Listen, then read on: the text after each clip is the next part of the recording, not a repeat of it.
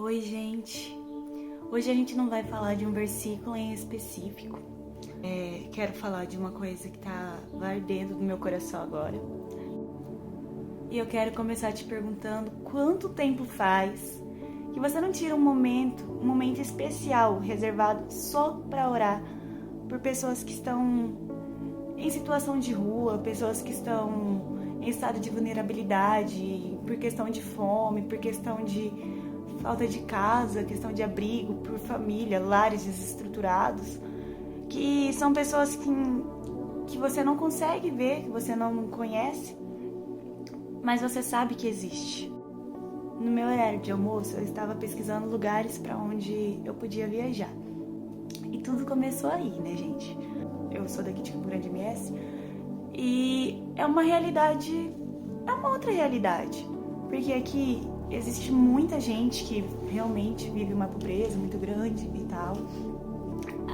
O custo de vida aqui é muito alto, então às vezes não é nem pela quantidade que a gente recebe, mas viver com salário mínimo aqui não é fácil, porque o custo de vida aqui em Campo Grande é alto.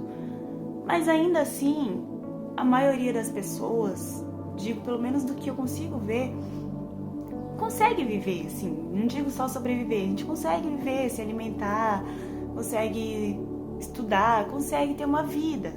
Tem gente que passa por uma situação muito pior, que vive uma complicação muito maior, mas a maioria da cidade consegue viver uma condição não das melhores, mas ok. E eu parei pra pensar que isso sempre fez eu ter uma visão muito limitada, porque eu, por exemplo, cresci naquela família que não tinha as melhores condições do mundo, mas pra gente, tipo, dava pra viver. E isso fazia eu ter essa visão como se todo mundo conseguisse viver, entendeu?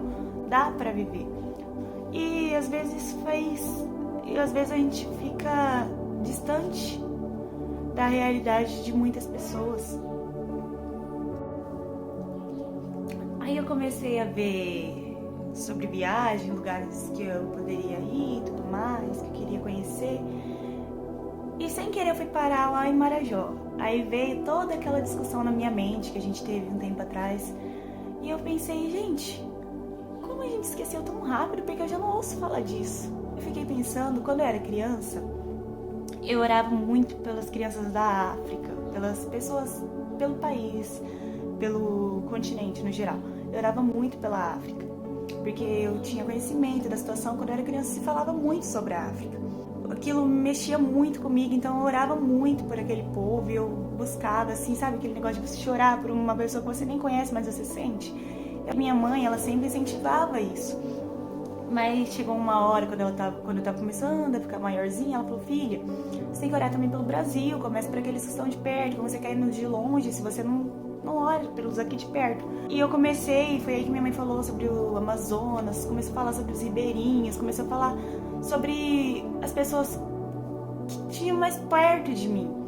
Comecei a orar por eles e tudo mais, eu sentia também pelos que estão aqui perto de mim.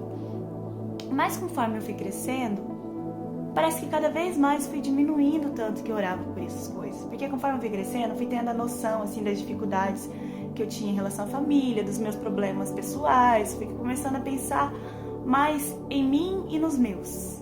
E hoje veio na minha mente algo assim muito forte. E eu falei, meu Deus, como a gente pode deixar o nosso próximo como se ele não existisse? Como a gente pode sentir uma dor tão rasa, como se a gente estivesse orando por algo que não passa de ficção? Eu acho que atualmente é quase impossível falar, né, sobre os ribeirinhos, falar sobre Marajó em específico, sem lembrar da canção da Aimee, que automaticamente faz a gente pensar nos fariseus. E é interessante que no meu devocional não escolhi, gente. Eu abri, caiu em Mateus 23. Jesus censura os escribas e os fariseus. E eu vou dar destaque pro versículo 23 aqui, mas eu vou ler no celular, que fica melhor a versão. Olha isso aqui, gente. Ai de vós, doutores da lei e fariseus, hipócritas, porque dais o dízimo da hortelã, do endro e do cominho, mas tende descuidado dos preceitos mais importantes da lei: a justiça, a misericórdia e a fé.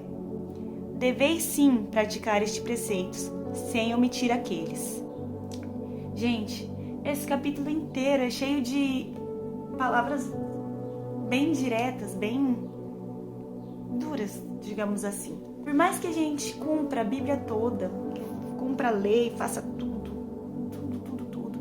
se por descuido a gente se esquecer da justiça, se esquecer realmente da misericórdia, aliás, a Bíblia também fala que a fé sem obras é morta, o que a gente está fazendo?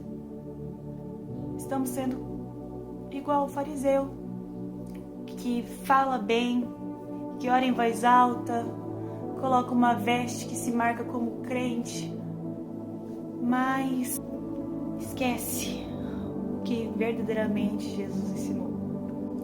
Esquece que Deus, Ele é um Deus de amor e um Deus de justiça. E quando a gente foge do amor e da justiça, quando a gente vive um evangelho egoísta, a gente não vive um evangelho, não é nada sobre Deus e é tudo aparência. E eu te pergunto, será que você não está se confundindo no meio da caminhada? Será que você não está se esquecendo? E eu não estou falando quanto tempo você não ora. Eu sei que a gente ora, gente, a gente ora.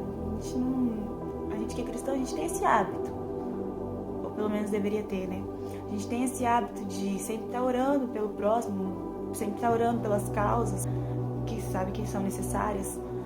Mas eu tô falando sobre sentir mesmo, porque a misericórdia, a gente sente mesmo, sabe? A justiça. A gente tem que ter um sentimento sincero. Então eu te pergunto, quanto tempo você não chora por essas vidas? Quanto tempo você não tira um momento da sua vida em especial por essas vidas? Porque tudo bem você me dizer que você não consegue ir até esses lugares, que você não consegue sempre, todos os dias, distribuir dinheiro por aí, ajudar algum faminto, um morador de rua. Vai ter dia que você não vai conseguir. O dia que você não ora por isso, o dia que você ignora isso, você está sendo um hipócrita. E tudo aquilo que está escrito em Mateus 23 serve para você. Porque ele está falando claramente com o hipócrita ali. Aquele que diz que está vivendo, coloca as vestes de crente, a fala de crente, o discurso belo de crente, mas viver o cristianismo de fato não vive. Porque está longe da misericórdia, está longe da justiça, está longe da fé e está longe de Cristo. O que você tem feito pelo que você não vê? O que você tem feito em relação às pessoas que você não conhece, mas que você sabe? Aquela mãe de família que está desesperada porque já faz sei lá quanto tempo que ela não consegue comprar o leite do seu filho. Aquele pai de família que não sabe mais o que fazer porque não encontra um emprego. Aquele filho que está escondendo um monte de coisa da mãe porque sabe que a mãe já tem problema demais. Vai só piorar a situação ele contar o que está acontecendo. Vamos viver um cristianismo de verdade, que olha além do nosso eu. O cristianismo é isso, gente. O cristianismo verdadeiro, ele não olha só para nossa realidade. Ele veio para os que estão perdidos. E se você não está disposto a dedicar o seu tempo na busca daqueles que estão perdidos, você não está disposto a viver o cristianismo e tudo que você está fazendo é em vão. Orar por aquele que vive uma realidade bem distante da tua. Ou talvez a sua realidade também não esteja das melhores, por isso você está achando que tem que orar só por si. Hoje eu estou passando para te lembrar, o cristianismo real não existe sem o amor. E o amor, a nossa fé, ela é morta se não há obras. Que você puder, seja os pés que vão, ou a boca que clama e intercede em oração por essas vidas. Não importa qual for a forma que você vai fazer, cumpra a sua missão. Deus abençoe.